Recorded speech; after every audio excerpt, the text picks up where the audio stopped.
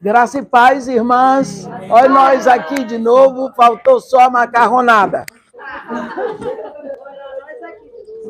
Eu gostaria de ler com vocês o que está escrito no capítulo 13 de Atos, para salientar uma palavra que nós precisamos ver agora. Capítulo 13 de Atos.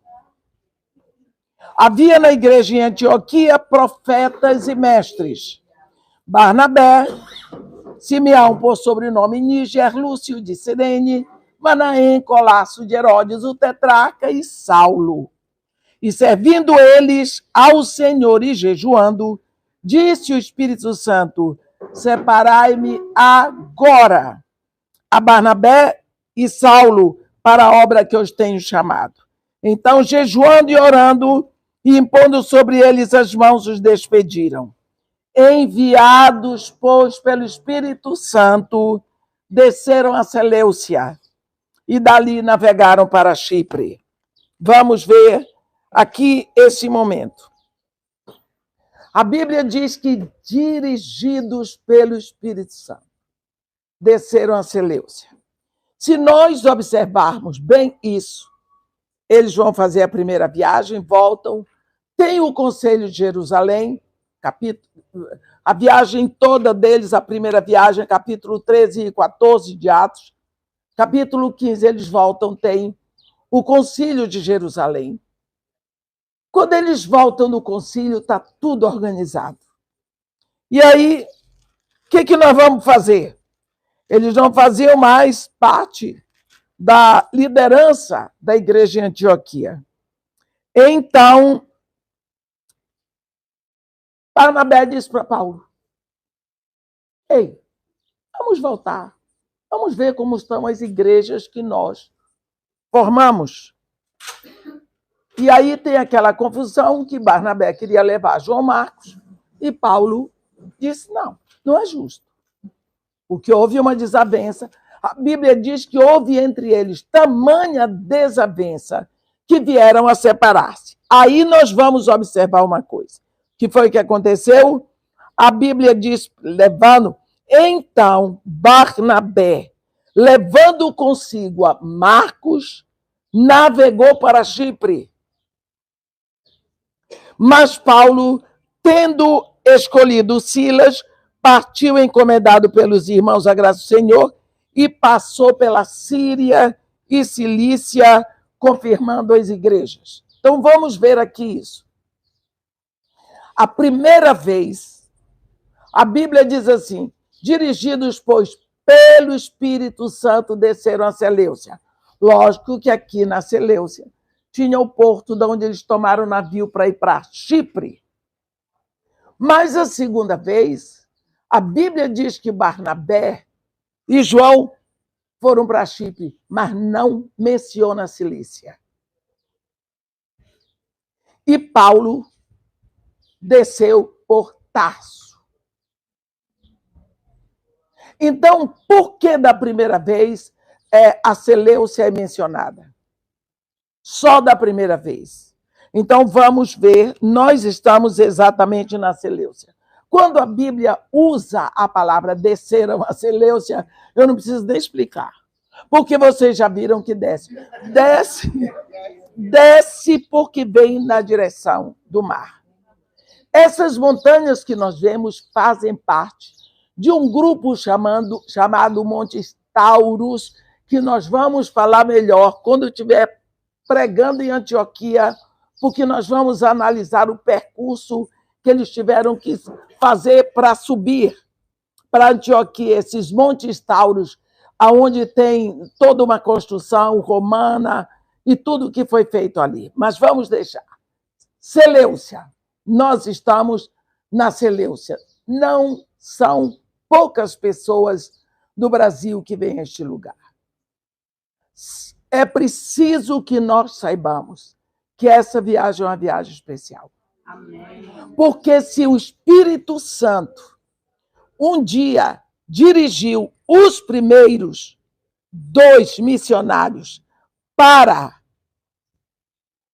a Seleucia, para daqui partirem, A Seleucia é o último lugar que eles pisaram no continente antes deles saírem para Chipre. Então, isso tem um significado muito grande. Por quê?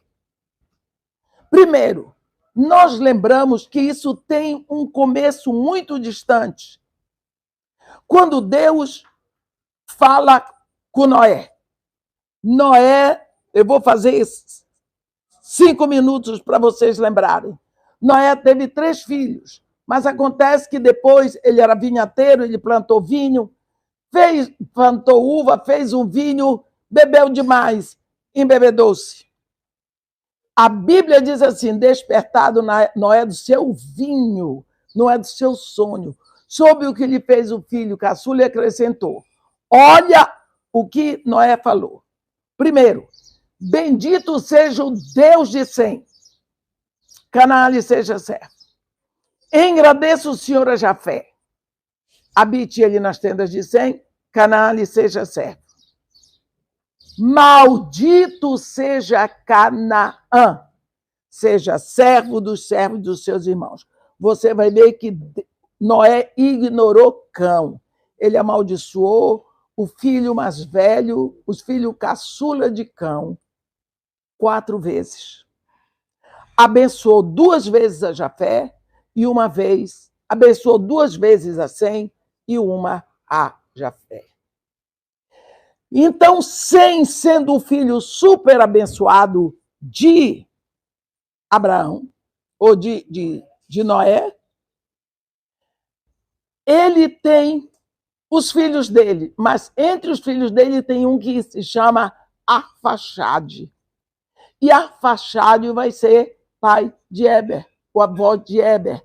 Daí que vem os hebreus, por isso são chamados hebreus, porque eles vêm de Éber. Então, de Éber vem Abraão.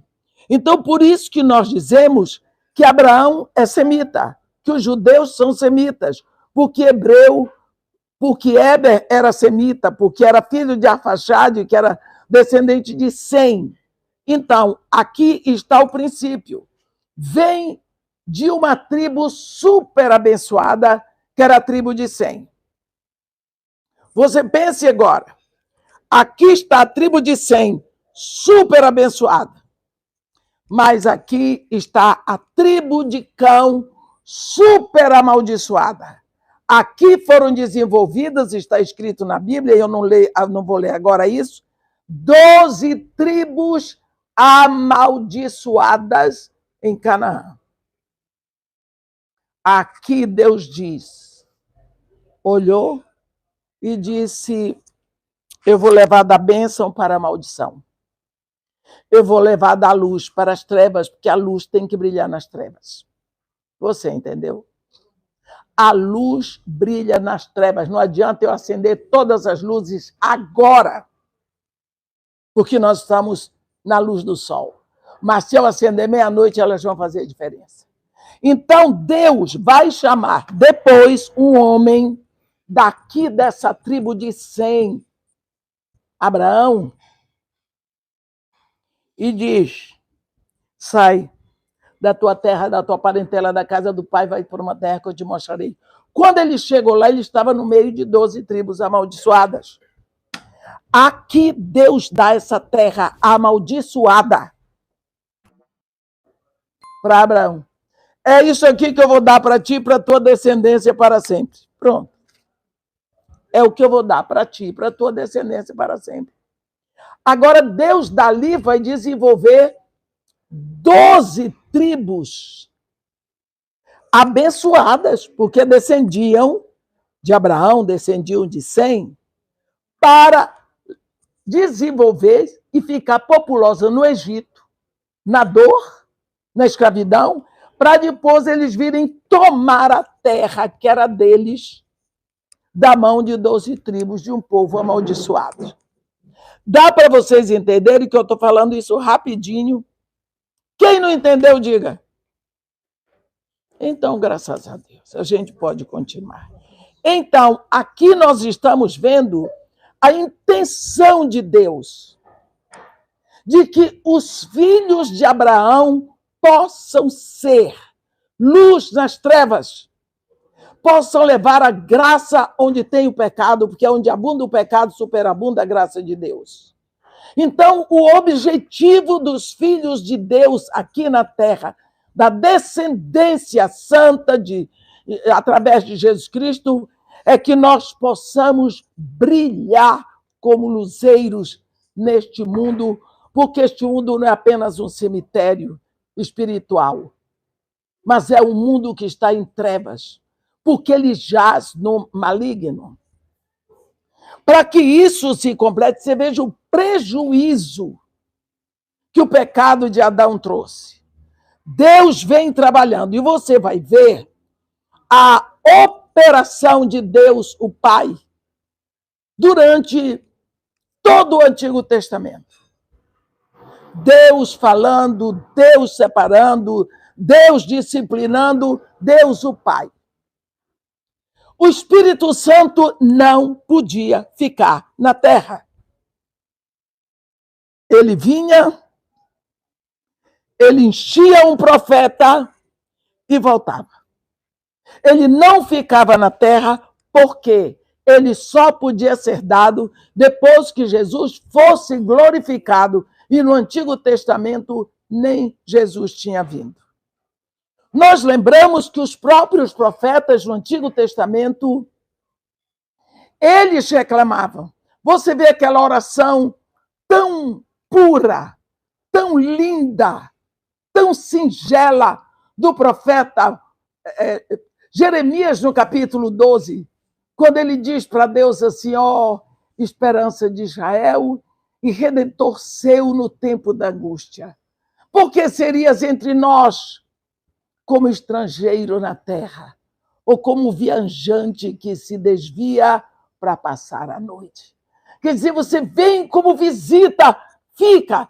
Tem um hino que diz, não é? Divino Companheiro. É em relação a essa oração. Mas o Espírito Santo não podia ficar. Então, acabou o Antigo Testamento, entra o Novo Testamento.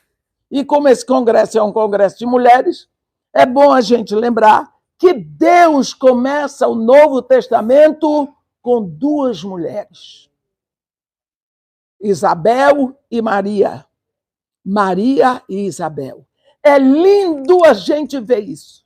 Que Deus tinha dado a promessa do Messias para Eva. E agora, quando ele vai cumprir a promessa, Paulo diz em Gálatas 4, no versículo 4, vindo, porém, a plenitude do tempo, Deus enviou seu filho, nascido de mulher, nascido sob a lei. Então, começa, você vê, Isabel com 6 meses de grávida. Maria chega lá nos primeiros dias de gravidez. Quando as duas se encontram, os dois começam a se comunicar de dentro do ventre das duas. Porque o anjo Gabriel tinha dito para Zacarias que o filho dele seria cheio do Espírito desde o ventre. Não é? Então começa Jesus lá dentro do ventre de Maria e João Batista saltando de alegria no ventre de Isabel. Não sei como é que aquela velha aguentou. Quem disse que ela era velha é o anjo Gabriel. Está escrito aqui. Aí começa o Novo Testamento. Vem Jesus. Jesus começa a fazer o quê? Apontar para a nossa época.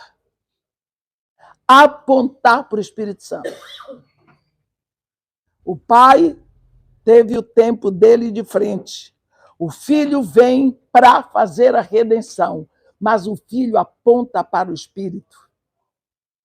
O tempo todo, porque os judeus não queriam saber do Espírito Santo, eles queriam o Messias guerreiro, filho de Davi, para mandar embora o Império Romano. Pastor Helena já explicou isso, para botar Israel como a maior nação do mundo, né? Mas Jesus estava apontando o Messias, apontando para o Espírito. Porque o plano de Deus era exatamente colocar na terra esta população de pessoas como nós. E isso só o Espírito Santo vindo. E quando o Espírito Santo vem, Jesus prepara o caminho com a palavra, porque ele é a palavra. Mas quando o Espírito Santo vem, há essa explosão da qual falamos ontem. E nós começamos um processo de transfiguração. Nós estamos sendo transfigurados. E para o Espírito fazer esse trabalho, ele precisa do material chamado Palavra de Deus.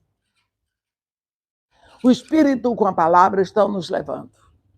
Não tem nada de interessante nessa viagem.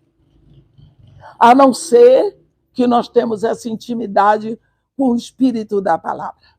Então, por causa disso, como este evangelho tem que atingir agora os gentios, porque o Espírito vem para levar, para carimbar na terra todos aqueles que são filhos de Deus. Por exemplo, Jesus lá na cruz, ele comprou todos.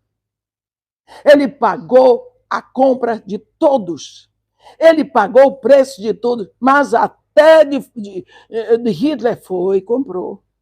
Ué, mas até de Nero comprou.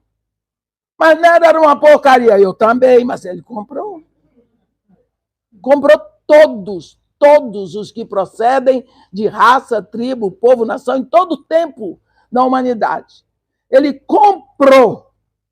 Mas a última etapa de uma transição de compra é o selo. Eu pago o preço de um carro. Mas enquanto o documento não está selado, eu não posso provar que o carro é meu.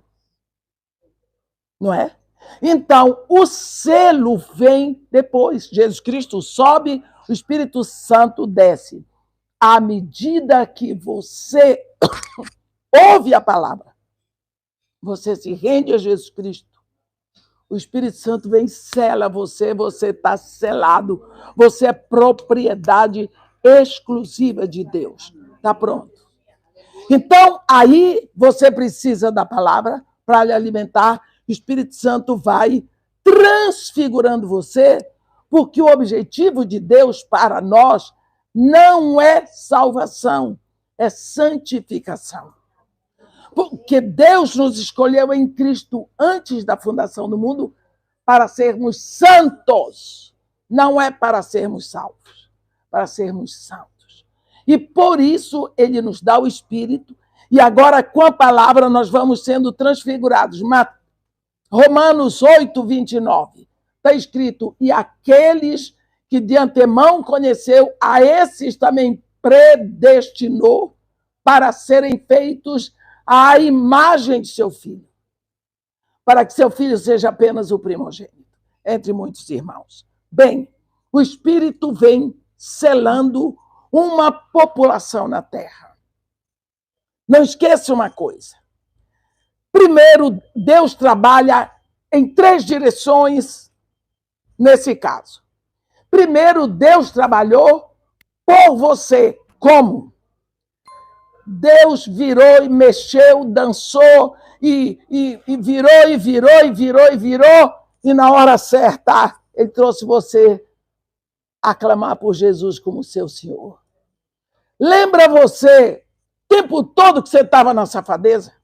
Desculpa a expressão, mas estava mesmo, que eu estava distante, fazendo o que queria.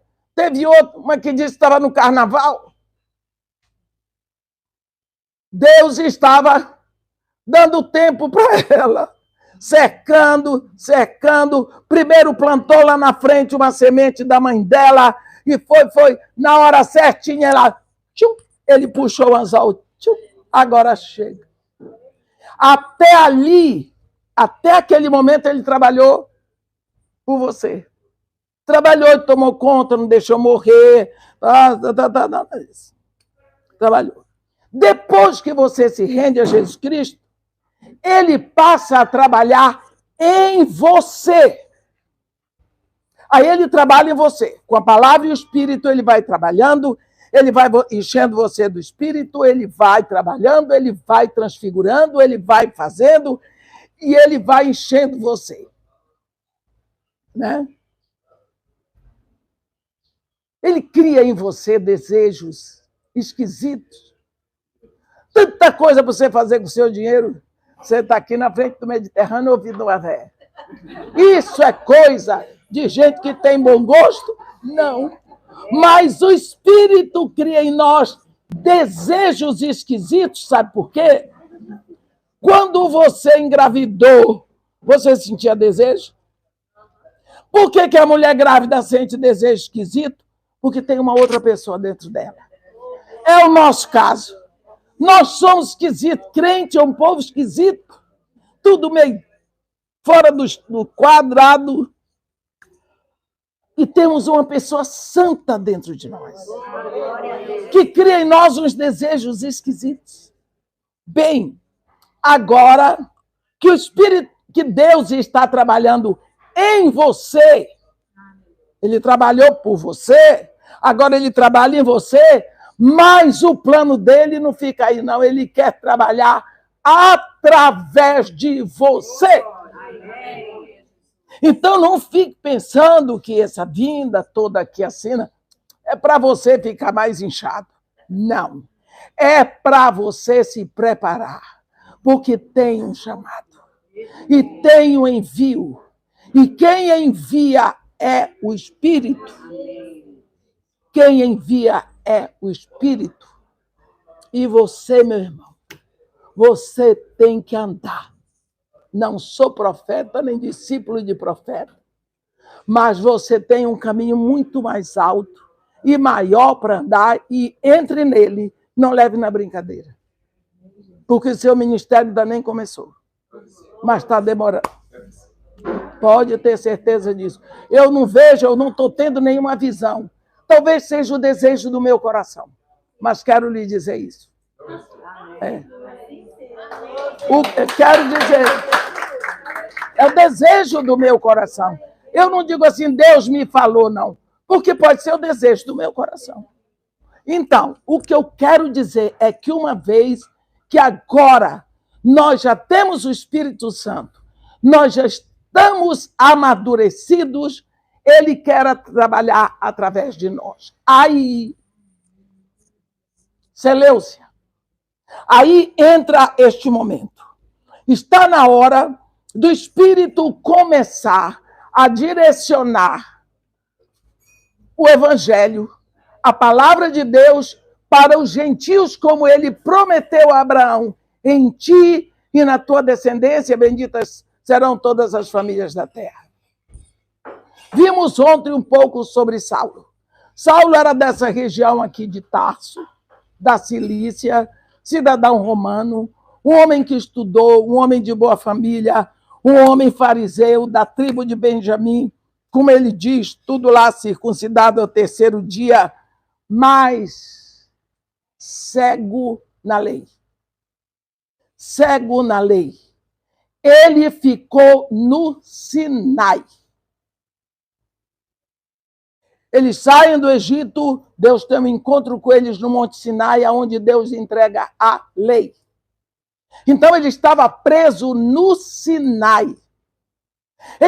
Nós estamos soltos no Calvário. São dois montes diferentes. É pelo Calvário aonde é derramada a graça de Deus, derramada em lágrimas, em sangue, em dor, em gemido, em suplício em Jesus. Esse é o nosso monte. Paulo estava preso e brigando pelo Monte Sinai. Quando ele tem um encontro com Jesus, aí ele começa a ver o Calvário. Aí ele começa a ver o Calvário. Passou todos aqueles anos, deserto da Arábia, Damasco, tem seu encontro com Deus, a igreja explode em Antioquia.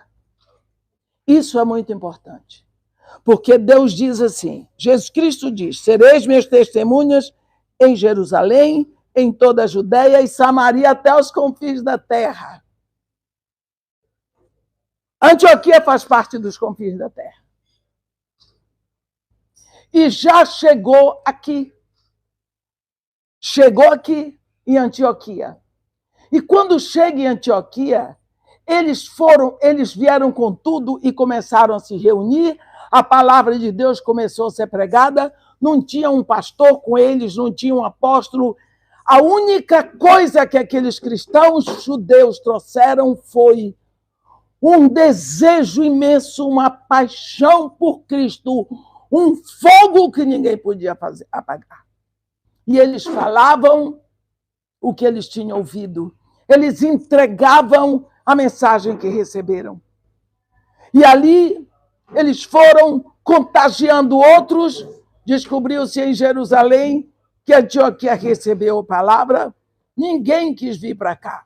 Imagina Antioquia, da Síria. Lembrando para vocês que toda a Síria, desculpa, que metade da Síria faz parte da terra prometida. Toda a terra prometida de Deus a Israel é todo o Líbano, todo o Iraque, toda a Palestina, 3/4 da Jordânia, metade da Síria. O evangelho tinha chegado aqui. Mandaram para cá um cipriota, Barnabé. Barnabé, quando viu que o evangelho começou a florescer, disse: espera lá, eu vou buscar um ajudante. Foi lá em Tarso. Paulo, tem um lugar para você. Vamos embora para lá. Antioquia, então, recebe esse fluir, recebe esta seiva. Antioquia recebe essa vida. Antioquia tem os seus momentos de glória espiritual. Aqui, essa cidade foi permeada, essa cidade foi bendita, acolheu a palavra de Deus. Mas aqui nós vamos ver que estava o Espírito Santo. Jesus Cristo nunca pisou aqui, mas o Espírito Santo estava dirigindo e está dirigindo a igreja. Amém. Olha o que está escrito em Atos 13. Aqui na igreja de Antioquia haviam profetas e mestres. Olha o que a Bíblia diz. Barnabé, Lúcio de Cirene, Simeão por sobrenome Níger, Lúcio de Cirene, Manaém, Colácio de Herodes e o tetrarca e Saulo. Então vamos, que o Espírito diz para eles: separai-me agora a Barnabé e a Saulo para a obra que eu tenho para eles. Separaram Barnabé e Saulo. Quem ficou? Simeão, por sobrenome Níger, Lúcio de Cirene e Manaém. Então vamos ver quem ficou. Um negão, Níger. Outro negão, Lúcio, o Cirineu, porque Cirineu é negro. Aquele que ajudou Jesus a carregar a cruz do Calvário era negro, sim. Com licença. Mas era negro. E eu gosto disso.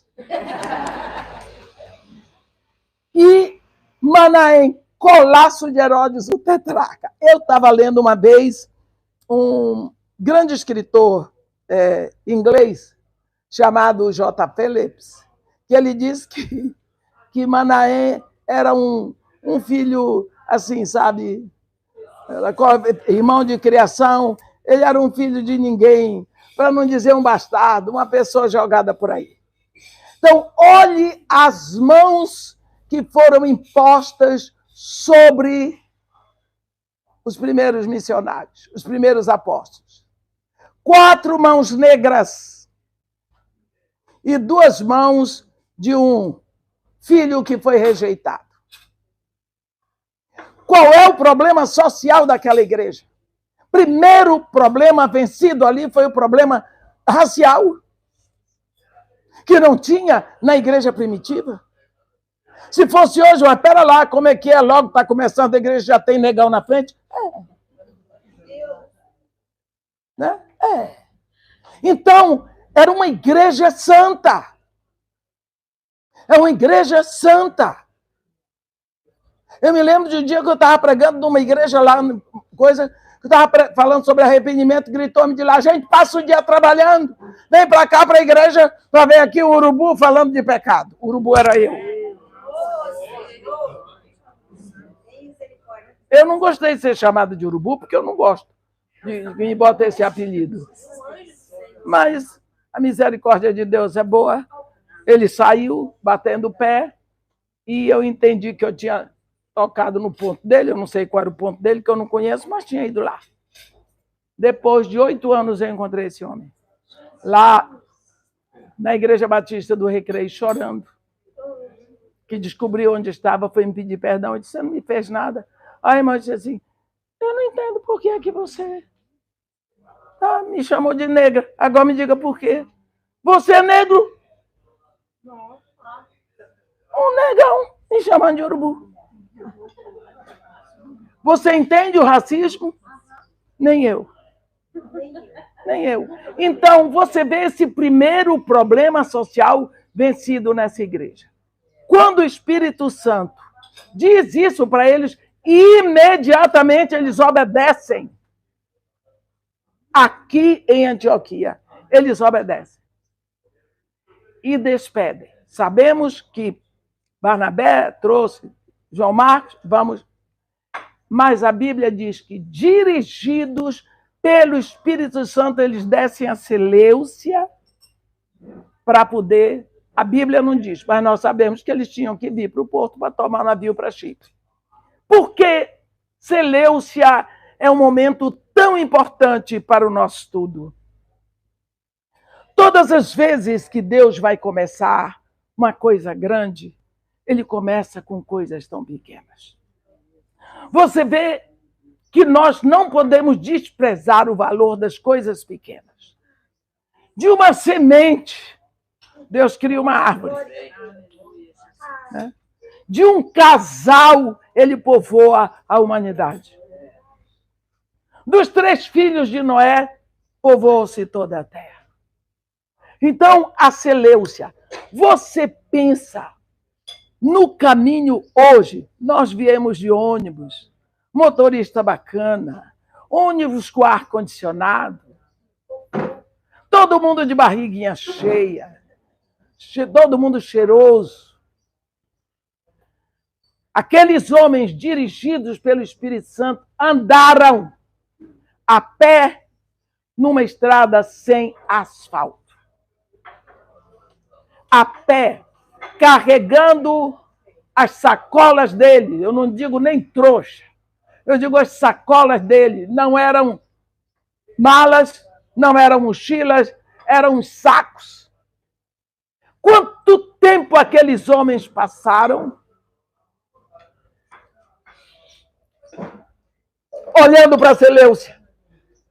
Eles queriam chegar a Seleucia para da Seleucia continuar a viagem, mas o Espírito estava dirigindo. Deus tinha, o Espírito Santo tinha toda a Europa para eles. E a Ásia Menor. E da Europa para a América do Norte, do Sul, Central. Mas eles tinham que descer para Seleucia. Vocês lembram de Moisés? O grande chamado que Deus tinha para Moisés? Como líder, o profeta Oséias diz que Moisés era o profeta. Primeiro ele teve que descer para o deserto. Para ficar numa escola de pastor, aprendendo com ovelha. Como ser pastor? No deserto, naquela época, o pastor ficava no deserto com as ovelhas. Ele tinha que aprender a cuidar das ovelhas que não eram dele, para dar conta para o dono das ovelhas, que era o sogro dele. Quantas coisas ele teve que aprender? Nós vemos o próprio Jesus, antes de começar o ministério, que ele teve que ficar quanto tempo construindo arados para os fazendeiros ali da Palestina.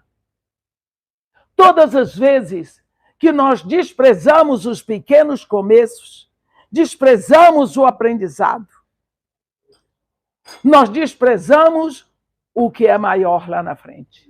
Nós precisamos aprender através das coisas difíceis. Foi difícil para Paulo e Barnabé? Foi. Nós não vamos falar sobre João Marcos. Foi difícil, mas eles tiveram que descer. Barnabé era um homem que tinha uma condição financeira boa, ele era de Chipre. Paulo era um rapaz que veio de um berço melhor, ele era de Tarso, mas os dois tiveram que andar, porque eles tinham um sonho que valia muito mais do que o bem-estar deles, que valia muito mais do que o conforto deles. Todas as vezes que nós colocamos o sonho acima, Helena está na hora? Assim. Todas as vezes que nós colocamos o sonho que Deus sonha no nosso coração, além dos nossos interesses, além do nosso conforto, além da nossa aparência, sem medo do que vão pensar de nós. Então, nós podemos dizer que estamos sendo o sonho de Deus visível na terra. E foi isso que eles fizeram. Então, a Seleucia passa a ser um lugar onde nós estamos, mas um momento no ministério, no chamado de Paulo para a viagem dele. É o momento em que ele parte e ele vai olhar. Seguramente, quando ele entrou no navio, que ele olhou para a Turquia, ele viu a Seleucia. A Seleucia ficou para trás. O começo já foi dado. Como nós dizemos, o chute inicial. O chute inicial da primeira viagem de Paulo foi a Seleucia. É o começo. E nós sabemos que todo o começo é difícil. Todo começo é árduo. E por isso nós podemos imaginar as dificuldades que eles passaram. Não sabemos quanto tempo eles levaram daqui para Chipre. Hoje seria quanto tempo? 10 horas. Umas 10 horas hoje, com os barcos que nós temos hoje, motorizados, né? Naquela época, não sabemos o que eles passaram nos barcos. Mas eles foram. Então, Seleucia é um momento na nossa vida em que não importa quão difícil seja o que está pela frente, nós temos o sonho, nós temos a bênção, nós temos a unção, nós temos o chamado. E isso cria em nós o desejo de, não importa o que aconteça, tudo começa descendo a Seleucia. Primeiro você desce para poder continuar. A Seleucia também significa o limite da terra, porque quando eles saem da Seleucia, eles vão para uma ilha. O continente ficou para trás. Agora eles estão soltos. Eles estão no caminho de uma aquisição maior. Eu não sei se Paulo e Barnabé tinham noção do quão difícil seria, mas uma coisa é certa. Como diz o autor da carta aos Hebreus, nós não somos daqueles que desistem. A Seleucia é um limite que nós temos que atravessar. Ou nós botamos o pé no mar, ou nós ficamos em terra. Seleucia é lugar de decisão. Seleucia é lugar de decisão. Nós temos que tomar decisões e pagar o preço pelas nossas decisões. Nós não podemos esperar a vida toda que alguém tome a decisão para nós culparmos a eles. Nós tomamos a decisão. Até chegar aqui, eles podiam dizer para o Espírito Santo, não quero. Mas agora eles entraram. E quando nós estamos no mar, nós estamos a favor ou contra o vento, a favor ou contra as ondas. Então, tomar uma decisão é difícil, porque o preço vai chegar. E quantas vezes nós tomamos decisões que vão trazer com o tempo um prejuízo muito grande para nós? Não vai trazer satisfação. Não é? É difícil. as coisas difíceis, quando as coisas estão difíceis, não significa que Deus não está nelas. Não significa que é o diabo que está mandando. O diabo não pode fazer nada comigo se eu não permitir. Não pode. Mas se eu permitir, lógico que eu dou as mãos para ele. Então, as coisas podem ser muito difíceis com Deus? Sim. Olha Jesus. Como foi que passou? Olha todos os apóstolos, a história que nós conhecemos. Olha o que nós temos passado. Não é? Essa história de que venha para Jesus, que você vai ser muito feliz. Mentira! Mentira! Nós não podemos seguir a Jesus pelo que ele vai fazer.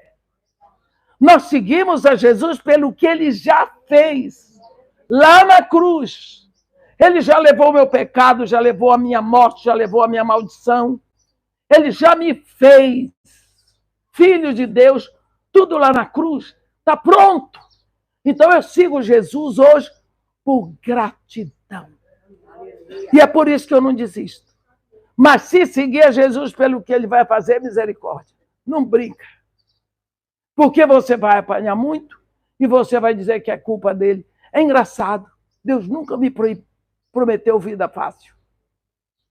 Deus nunca me prometeu dinheiro, riqueza, amigos. Não. Aliás, ele não me prometeu foi nada. Né? Não promete. Agora esse povo diz, porque Deus... Teve uma moça em Brasília que veio profetizar para mim, senhor. Oi, irmã, Deus está me dizendo que o dinheiro vai correr atrás da senhora. Eu disse, então eu vou diminuir o passo, para ver se ele me alcança. Porque a Bíblia diz que as bênçãos de Deus me seguem, mas também diz que o meu pecado me alcança. E é esse que eu não quero. O meu pecado me alcança. A gente, às vezes, brinca com a palavra de Deus, não entende. O profeta diz que no dia do julgamento, lá perto do trono branco, Satanás, Satã é uma palavra grega que significa acusador. Satanás não vai lá para me acusar, não precisa. É o meu pecado que vai lá e diz, ei, lembra de mim? Eu sou aquele roubo, lembra? Que você fez, sou eu. Ei, tá vendo minha cara? Eu sou aquela mulher alheia que você fez assim. É o meu pecado que vai lá testificar contra mim. Então nós não podemos, nós mais e mais temos que entrar em Cristo, estar em Cristo, viver em Cristo, para produzir em Cristo. Como diz o apóstolo Paulo, de Cristo nos revestimos. Nós estamos no momento que precisamos levar mais a sério essa verdade em Cristo.